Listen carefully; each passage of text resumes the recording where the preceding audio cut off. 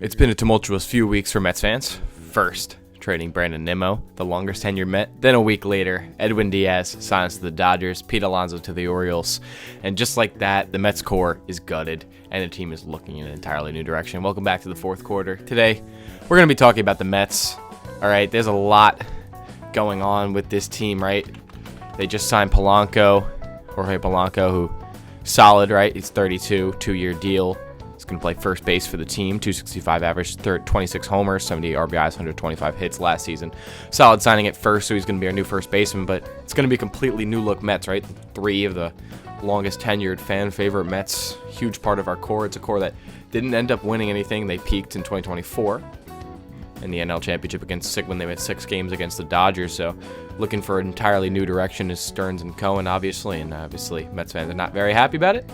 For me, I'm saying I'll wait till we see what ends up happening the rest of the offseason. We have no choice but to wait and see. But first, the first move, Polanco, which I like. He'll be playing first base.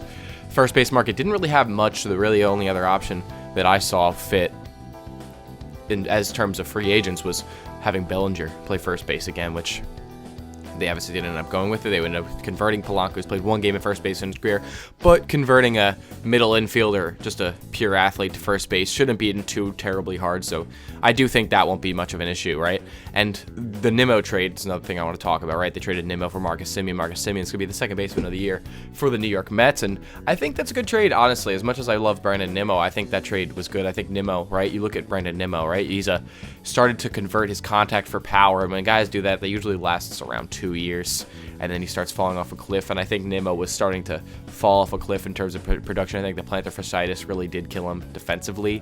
His defense was one of the worst in left field in the entire MLB, and Semien, honestly, similar production offensively between Nimmo and Semien, but Semien's a Gold Glove defender at second base, and what it also does is opens up a corner outfield, right, the left field spot for the Mets, and that is a spot that if you're looking at, okay, if we want to fill either second base or left field through free agency, I think you really want to do left field, because left field there's a lot more guys available who are stars, right? You look at Kyle Tucker, who I think is a must for the Mets at this point. They need to go for Tucker. They need a bat in this lineup, or else Juan Soto's going to get walked 250 times a year, right? If he's just in front of him is just if after him is just nobody, right? If there's no one in the lineup that's that good after him, Soto's going to get walked 1,000 times. You need a guy like Kyle Tucker behind Soto to protect him.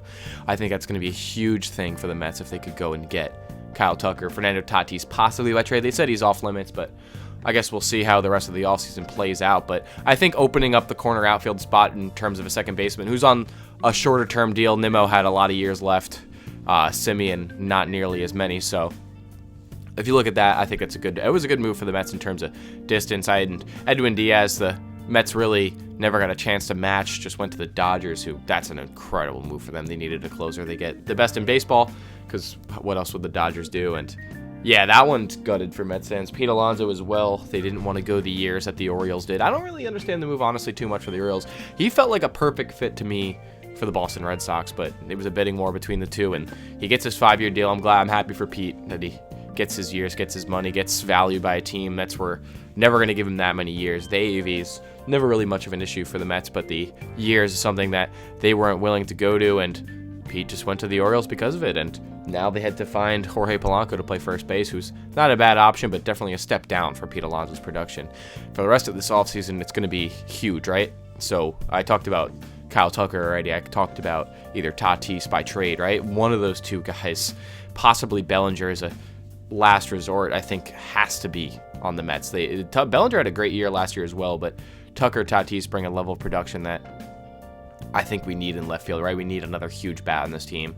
The money won't be an issue. They should be able to get Kyle Tucker, hopefully, should be the right option. We'll see if they ended up doing that, but I think by the end of winter meetings, we'll get a more clear picture. And then in terms of pitching, right, the Mets need both a top reliever now, right, to replace Diaz. They got Devin Williams, who I think when people talk about the Devin Williams side, I think they talk about it a little bit in a regard that's not as fair to him as it should be, because I think he was a good signing. I think his signing and Diaz signing really had nothing to do with each other, right? But like, oh, you have Williams instead of Diaz now. I think that's just not fair way to assess it. I think the Williams signing was still good. I think Devin Williams, a closer having a down year, is such a regular thing, and he was good in the second half as well. A closer having a down year is really not something that worries me too much. He was debatably as good as Diaz before that, one of the best closers in all of baseball. I think he could really turn it around, and I think that contract's good, but we still need more in the bullpen, of course, right? I think a guy you could look at Tyler McGill's brother, Trevor McGill, and I think in a trade you could go for Peralta and McGill in the same trade. They're looking to package them possibly, and I think that fit is just perfect for the Mets, right?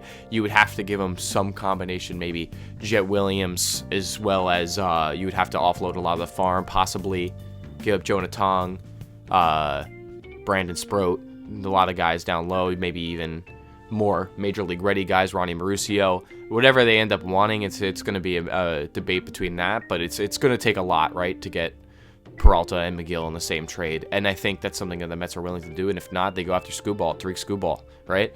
And they need a front end starter. There's one guy who I believe is untouchable, and one guy who is almost untouchable. I think the one guy who is untouchable, and I think no one should be surprised with this, is Nolan McLean. He's going to be top of rotation for the Mets for a long time to come. I think they're going to keep him. He's way too good, quite frankly, and he's going to be a part of the rotation next year. I think he's completely off limits. And I think the second guy who is going to probably have a big part in this team, they said he already have mentioned he's going to get a chance to make the team out of spring training, and that's Carson Bench. I think Carson Bench should be the second untouchable guy for the Mets. He's a center field prospect who could hit for power. That's a very rare thing in the league, and I think having a guy like him in the wings, possibly ready to start as soon as next year, you don't trade that away. Even if it's you could offload literally everything else. I think those two need to stay over everybody else. I think the third guy I would try to keep would be Jonah Tong, but I think for the right guy, you do end up parting ways with him. I love Jonah Tong. Obviously, I've made videos about him in the past, but I think guys like Sproat, Tong, Jet Williams, I think for sure. I think guys, Mark Vientos is a possibility to be traded as well. Look at young guys who aren't really prospects anymore. I think Beatty's safe.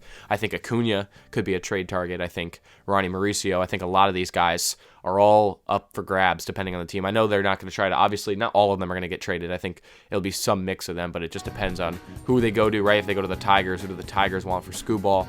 If they go to the Brewers, Peralta and McGill, who are they going to want for them too? But I think those are the two main trade targets, as well as Tatis if it becomes available. But then also you got to look at the free agent pitching market, and this is not where they're going to get an ace, but I think they still need to get another guy. I think Michael King is a huge candidate for this team, as well as Tetsuya Imai. I think those are the two free agent pitchers to look at. Framber Valdez, I don't think I really want him on the team.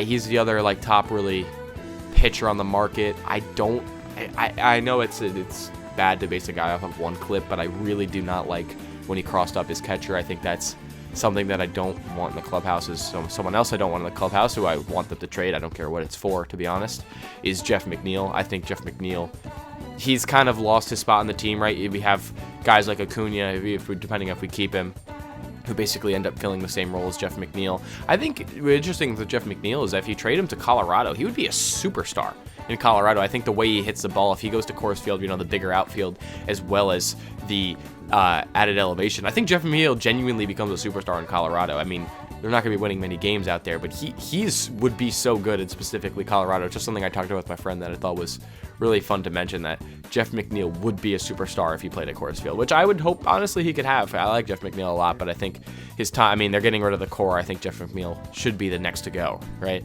Now, next season, to look at the Mets, I think there's three guys, and I think it's been three guys who obviously have been a huge talking point for this team for years now, and I think this is finally the year where this team is really dependent on them. The three of these guys, Vientos, Alvarez, and Beatty. And I think the thing was with Vientos is, and this is a good reason why I like that we got Jorge Polanco, and I think people are like, oh, Vientos will be playing first base.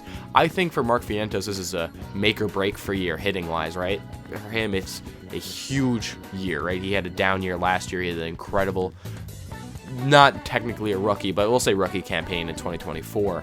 And he had incredible playoffs after that. And he did show flashes last year, right? He still has incredible major league power, and he's very elite in that category. But the hitting left much to be desired. The defense left much to be desired. So for Vientos, I think the biggest thing was if he spent the entire offseason learning a new position, right? If he was learning first base, I think that was really going to hinder his hitting in a make or break year where he's entirely focused on learning a new position. I think it would have been too much for him. I think that would have been not exactly what the Mets needed. I think if you let him focus on being a DH, which the Mets have an open DH spot pretty much. I said Polanco will also play first base, so possibly Mark could get some starts at first, but I think having him focus mainly on being the team's DH, I think will be very good for his development. And I think he'll still get times at third, times at first, but I think overall, I think if he could focus just on hitting going into the season, I think that'll be great for his development. And then the other two, right? Alvarez and Beatty. Beatty and Alvarez both had very good years last year. Alvarez was pretty awful until he got sent down, and then he came back up and he was the second best hitter on the team for the rest of the season.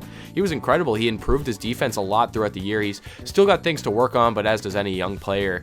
He's really was, I mean, he was the top prospect at one point in all of the majors, and he's really shown flashes, right? And I think this year is really going to be his breakout year. If I had to guess for Francisco Alvarez, he's going to be a huge part of this lineup in terms of lengthening it, right? If they could get productive years out of Alvarez, Vientos, and I'm going to talk about Beatty in a second, but Beatty as well, this lineup is so much better than it is currently. But Alvarez, I think this year, if he could just continue to build off what he did after he came back up from the minors, right? That stint down in AAA really did him well, and I think this year he could hopefully continue to build off that and continue his ascent to be one of the best catchers in the MLB. And for Brett Beatty, he had a great year last year in terms of I'm so happy for him, right? I was a huge fan of Beatty always, and it was always a matter of will he actually ever be able to do it in the MLB level. He was called a quad A player for a while, and I think last year he finally solidified himself as a true major leaguer, right? You don't even consider him like a prospect anymore. Not someone you would think about getting sent down, but he's pretty much, and Stearns has said this, he's the starting third baseman for the Mets next year. He's going to be spending most of his time there. He's great defensively. He really turned it around on the bat, and I think him having another year similar and even continuing to make improvements from last year will be absolutely huge for this team. These three are really going to be the core pieces of this year. We'll see what they do for the rest of the lineup, but we know these three will be on the team, or at least two of them. I don't know. Vientos is the only one I'm not 100% sure on, but Beatty and Alvarez 100% are going to be a huge factor for this team. I mean, like this, look at certain guys, right? Look at Lindor, you know what you're getting. Look at Juan Soto, you know what you're getting.